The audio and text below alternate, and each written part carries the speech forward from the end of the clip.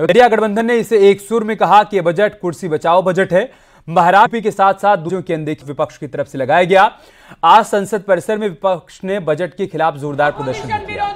राहुल गांधी और अखिलेश यादव के साथ ही विपक्ष के तमाम नेता भी इस विरोध प्रदर्शन में शामिल हुए। तस्वीरें हम आपको दिखा रहे हैं। ये विपक्षी नेता विरोध प्रदर्शन करते हुए नजर आए संसद भवन के बाहर। विपक्ष का आरोप है कि यह बजट सरकार बचाओ बजट है। इसमें तमाम राज्यों की उपेक्षा की गई है। खासतौर से उत्तर प्रदेश और महाराष्ट्र का जिक्र करते हुए इन नेताओं की तरफ से विरोध किया गया है, जिसमें अखिलेश यादव और राहुल गांधी भी शामिल हैं। लोग जितने लोग हैं और खासकर समाजवादी लोग, किसानों को एमएसपी मिले, आय दोगुनी हो, उसका रास्ता निकले। लेकिन इधर देखने को मिल रहा है समर्थन मूल्य किसान को न मिल करके जो अलायंस पार्टनर जो सरकार बचा रहे हैं उन्हें समर्थन मूल्य सरकार दे रही है। ये तो अखबारों में भी छपा है। आप पहले बेरोजगार करते हैं, बेरोजगारी बढ़ाते हैं और उसके बाद ऐसी आधी अधूरी नौकरी लाते हैं जिससे किसी नौजवान का भविष्य बनने वाला नहीं है। इंटर्नशिप के बाद क्या होगा, उनको नौकरी कौन देगा। तीसरा, महंगाई को लेकर के सरकार कोई ऐसा ठोस कदम नहीं उठा पाई जिससे महंगाई नियंत्रण होती। अगर कहीं आपने मिडिल क्लास को कुछ सहूलियत भी दी है तो वो अपनी महंगाई से आप वापस ले रहे हैं। बड़े सपने दिखाए थे यूपी को, क्या मिला यूपी को? डबल इंजन की सरकार, तो डबल लाभ मिलना चाहिए था, दिल्ली का लाभ, लखनऊ का लाभ। लेकिन लगता यह है कि दिल्ली अब लखनऊ की तरफ नहीं देख रही है, या लखनऊ वालों ने दिल्ली वालों को नाराज कर दिया। उसका परिणाम हमें बजट में दिखाई दे रहा है। ऑपोजिशन पार्टी ने मिसलीड करने का कोशिश किया है और कहते कि ये सिर्फ 2 राज्य के लिए बजट है। मान लो कि जो 11,111 करोड़ इंफ्रास्ट्रक्चर बनाने के लिए जो कैपिटल एक्सपेंडिचर का एलोकेशन हुआ है, क्या वो 1-2 राज्य के लिए, पूरा देश के लिए होता है? इस प्रकार से जो 3 करोड़ अगर आवास बनाना है वो देश का होता है।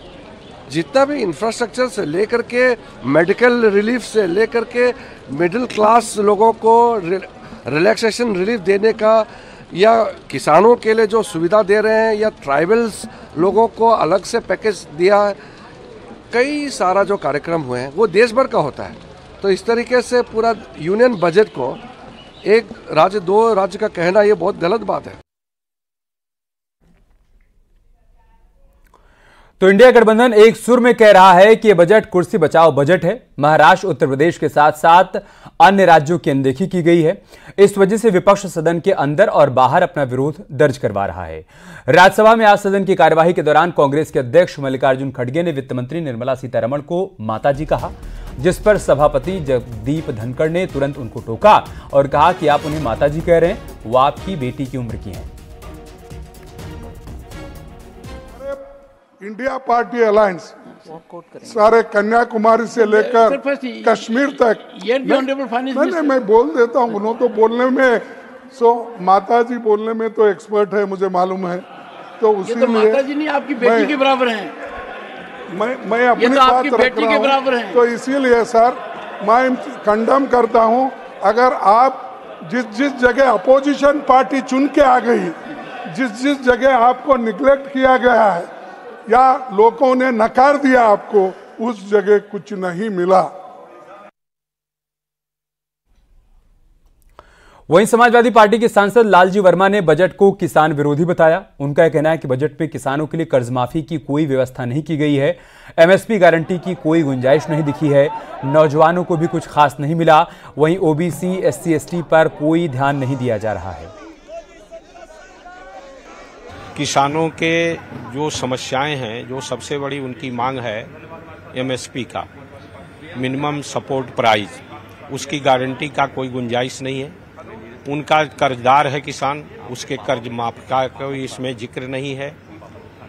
इसके साथ साथ उत्पादन का लाभकारी मूल्य मिले, उसका भी कोई गुंजाइश नहीं है।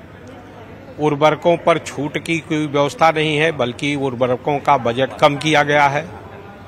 कृषि यंत्रों पर 28% जीएसटी है, उसको कम करने का इसमें कोई व्यवस्था नहीं की गई है। इस तरह से ये पूरी तरह से किसान विरोधी बजट है। और साथ ही साथ नौजवानों को अस्थायी रोजगार देने का कोई गारंटी इस बजट में नहीं दिया गया है। प्रधानमंत्री ने कहा कि ये जो बजट है देश को विकसित राष्ट्र बनाने में मददगार बनेगा, साथ ही SC, ST और OBC के लोगों को, समाज को सशक्त बनाएगा। ऐसी योजनाओं का प्रावधान किया गया है। देखिए, जहां तक OBC और SC, ST समाज का सवाल है, ये बजट पर कांग्रेस के सांसद इमरान मसूद का कहना है कि अल्पसंख्यकों का लगातार बजट घटाया गया, कई अल्पसंख्यक सेंटर बंद हो गए हैं। AMU में भी बजट की दिक्कत है, सरकार को ध्यान देना चाहिए।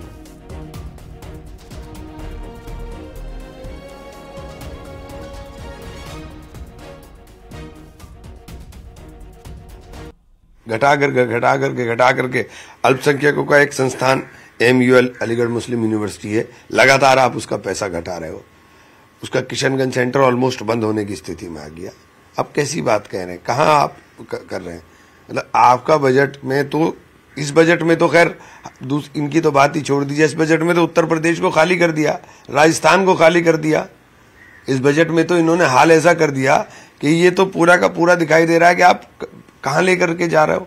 आपने पूरा हिंदी भाषी क्षेत्र खाली कर दिया, बिहार को दे दिया सब, आपने आंध्रा के पास सारा का सारा दे दिया, सब और जगह खाली कर दिया। तो आपने तो, आपका बजट तो केवल 2 लोगों को खुश करने के लिए। लेकिन CM योगी ने कहा है कि बजट ऐसा है कि इससे उत्तर प्रदेश में तमाम विकास की संभावनाएं बढ़ेंगी और हर वर्ग को ध्यान में रख के बजट बनाया गया है। उनको यही बोलना चाहिए, लेकिन उनसे पूछिए आपको मिला क्या है? कोई योजना आपकी आई है? कोई आपके यहाँ योजना आई है जो आप बोल रहे हो कि मिलेगा? आप बताओ आपके यहाँ क्या योजना आई है?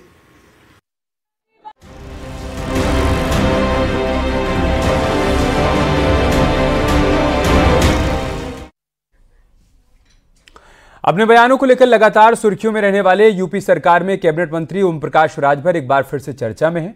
इस बार OP राजभर मुस्लिमों से भोलेनाथ पर जल चढ़ाने की अपील करके चर्चा में आ गए हैं। उन्होंने मुस्लिम समुदाय से अपील की है कि वो घरों से निकलें और भोलेनाथ को जल चढ़ाएं।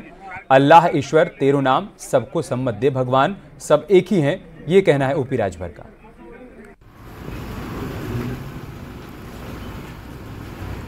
हम लोग शंकर भगवान को मानते हैं, तो शंकर भगवान की आराधना करें, शंकर भगवान की पूजा करें, इसके लिए हम लोग जल लेके निकलते हैं। मुहर्रम में जो मुस्लिम समुदाय उनको भी कुछ कहना चाहेंगे? अरे उनसे भी कहूँगा वो भी निकलें, जाके भोलेनाथ जी को चढ़ाना। अल्लाह ईश्वर तेरो नाम, सबको सम्मत दे भगवान, सब एक ही हैं।